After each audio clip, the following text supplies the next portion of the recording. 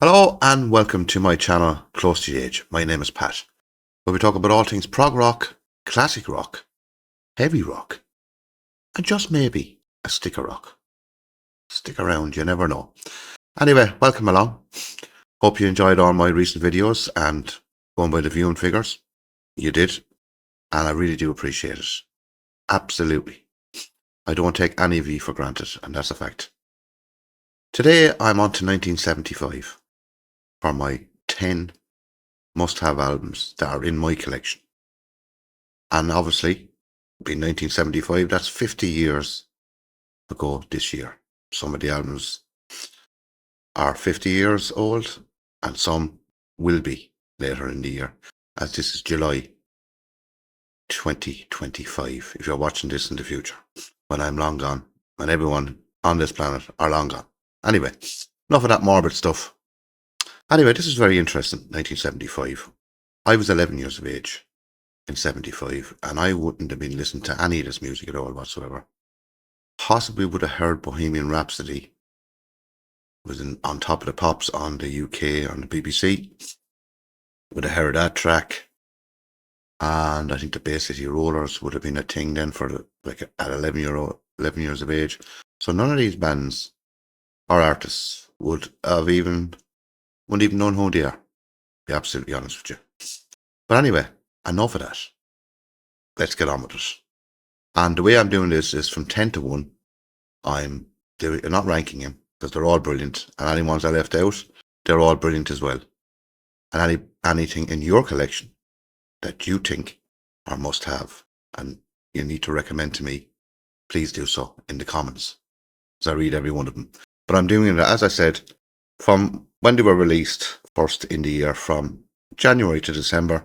Now they might not be all in from January, like it could be February, March, whatever I pick.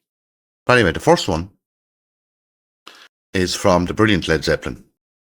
And in 1975, on the 24th of February, they released a double studio album called Physical Graffiti. Now this is the CD version of it.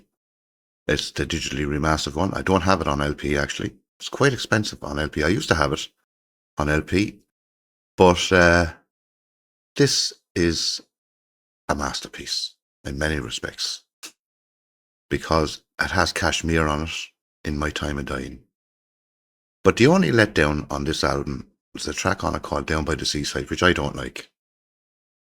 It's the only track on the album I don't like. I like everything else. Everything else is tip-top, bar that one. But we'll forgive it, that one. But this is a must-have, and I presume everyone watching this video, most people watching, will have this album in their collection. Anyway, that's Physical Graffiti by the brilliant Led Zeppelin. Now, then, not too far away now, about a month later, March the 21st, a brilliant German band brought out this absolute gem of an album, Rubicon by Tangerine Dream. This is absolutely incredible album. Now, I know they had Phaedra, which was a huge hit in the UK, thanks to John Peel the previous year. I didn't have it in my last video, because I don't think it's as good as this. I think this is a must-have. I really do. This is when everything came together for Peter Baumann, Edgar Froese, and Christopher Franke. It's about under 40 minutes long. Absolutely brilliant. I'd love to get the Stephen Wilson remix of this. This is just a remastered version. And it's quite expensive, actually, on Amazon. But I will pick it up eventually. But anyway, the brilliant German ambient, whatever you want to call them. I love Tangerine Dream. I have more albums by Tangerine Dream than any other band.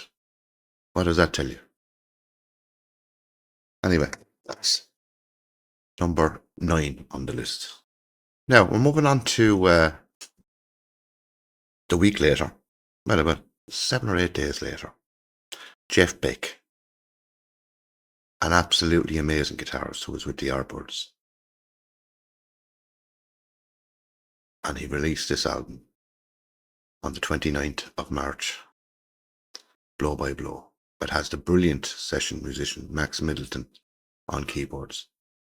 Has one of my favourite tracks on it, Constipated Duck, which is absolutely incredible track. Oh, this is absolutely brilliant. I think it's jazz fusion, but brilliantly done. And what a guitarist. And sadly, passed away in 2023 from an absolutely amazing guitarist. But anyway, must have, blow by blow, by the brilliant Jeff Beck. Now, where are we now? Now, so skipping a couple of months, we're on to June the 25th, where the absolute genius, this man was releasing albums, honestly, so many albums. And a lot of people who are into Frank Zappa think this is his best studio album. Now, he has so many of them. One size fits all. Like, this is just an amazing album. Absolutely stellar. Like, a brilliant, see the shine on it there. Brilliant cover on it. But this probably has the classic lineup of the Frank Zappa era. He changes musicians all the time. But utterly amazing. If you haven't heard this, go and check it out. Please do. One Size Fits All by the genius, Frank Zappa. Now, we're moving on. Now, still in July, but kind of August. I'll tell you why in a second. The brilliant English progressive rock band released an album called Freehand. But in America, it was released in July 75. And so it's just about 50 years old now. This is the Stephen Wilson remix. But in the UK, it was August. I have it written down there. August 22nd. In the UK, it was released. I don't know why they did that. Released it kind of a month between it. I couldn't tell you, but this is absolutely amazing. This is possibly their last great album. Because they had an interview after this. This is possibly their last great album. And as I said before, I keep repeating myself, this is the one album that if I was trying to get someone into Gentle Giant. So if you're not familiar with Gentle Giant, or you don't like him, or you find him hard to get into, which they are a difficult band to get into. I tell no lies here now. They are a difficult band to get into. This is the one, Freehand. You know what I mean? It's just incredible. Like, you have Just the Same on this, On Reflection. Like, this is just, what can I say, an amazing album. But if you haven't heard anything by Gentle Giant, go and get this album, or check it out on one of those streaming things, or check it out on YouTube. Anyway, that's the brilliant Gentle Giant. Now, where are we now? Right. So, we're still in July. I know that one was August UK, but it was July America. So on the 28th of July, this amazing band brought out this amazing album. Now, I had a thing there last weekend to celebrate Black Sabbath, which I saw, which wasn't bad. Now, Sabotage by brilliant Black Sabbath. And the reason why they call it Sabotage is because they were being screwed over by management, record labels, and they were angry at that time. They were very angry. So they brought out this, and it's an angry kind of album. Like, you have the brilliant Symptom of the Universe on this. Like, one of the brilliant riffs by Tony Iommi. One of the many brilliant riffs. But this is absolutely an incredible Black Sabbath album. Absolutely brilliant. And of course, most people who are watching my videos would have this album, or know of the album anyway. But if by chance, that you haven't heard this album, please do go and check it out. That's the brilliant Black Sabbath, Sabotage. Next up, on the 5th of September, moving on to September now. It's amazing band, brought out, I think it's a progressive rock album. I know a lot of people don't think they're progressive rock. So I'm not sure why. But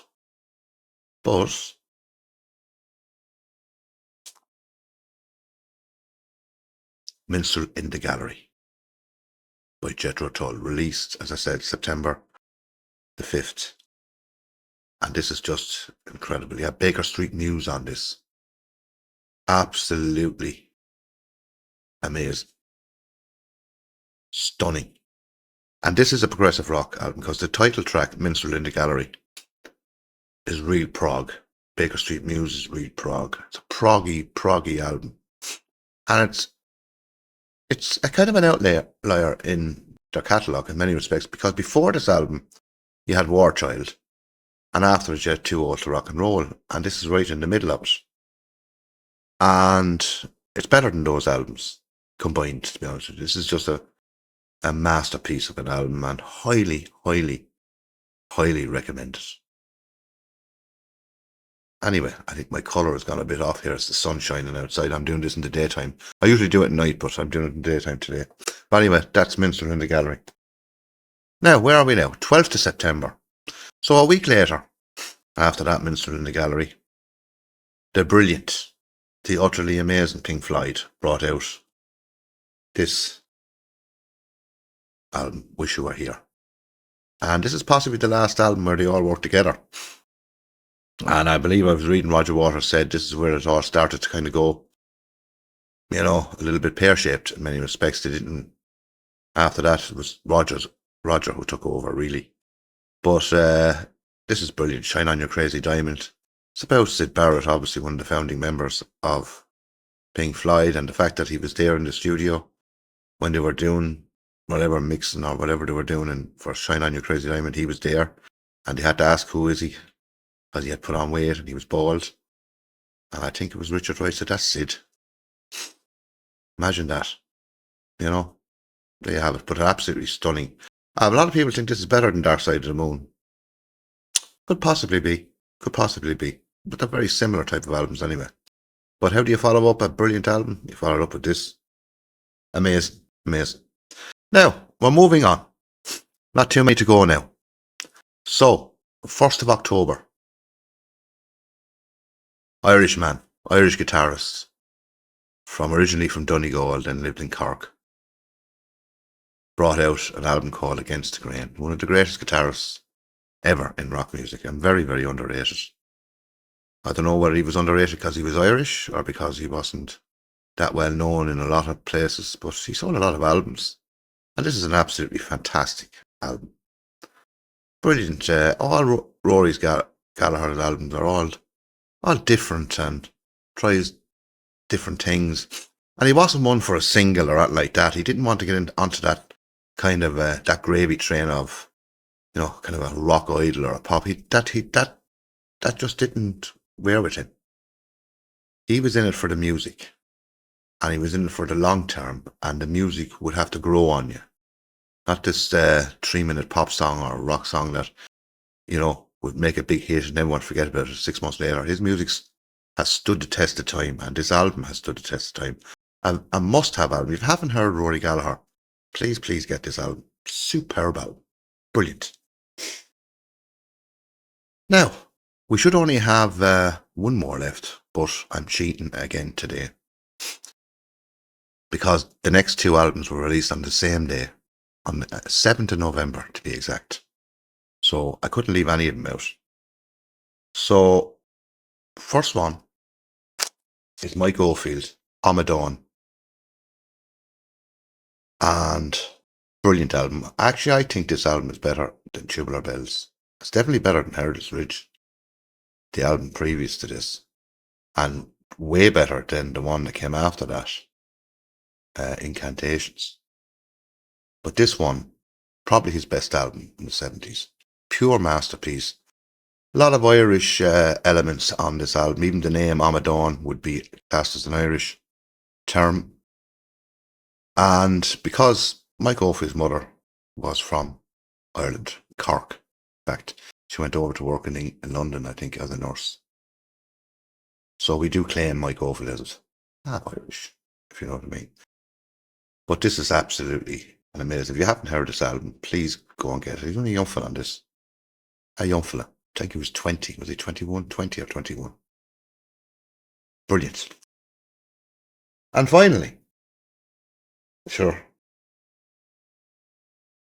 it wouldn't be 1975 without this absolute gem of an album. And I know a lot of people say about this album coming up that it's not really Deep Purple, you know, because Tommy Bolin had replaced Richie Blackmore, but it is Deep Purple. And to be honest with you, it's an amazing bloody album. Come Taste the Band. Their last album in the 70s, and they broke up, of course, after this.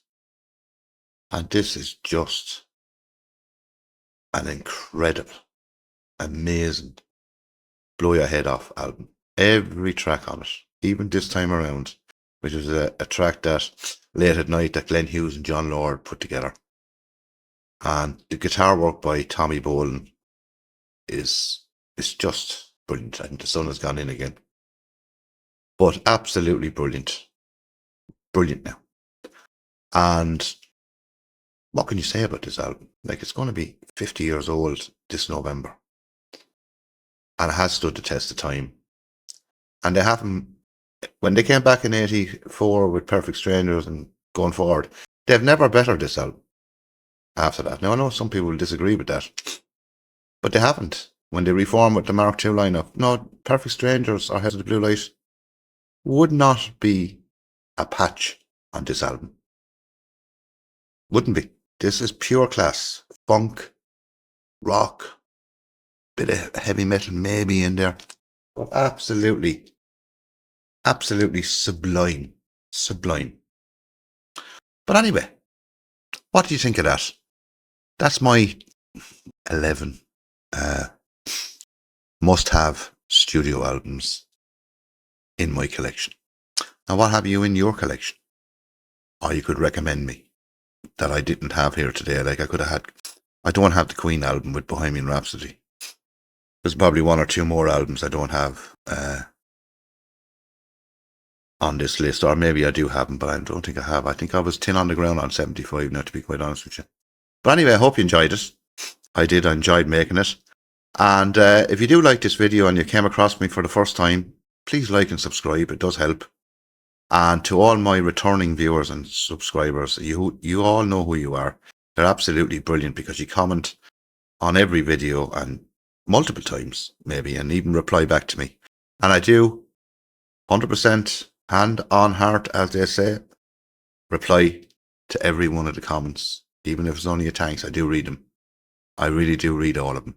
Anyway, so whatever you're doing, stay safe. That's very important. And also, very important, it's nice to be nice. Always nice to be nice.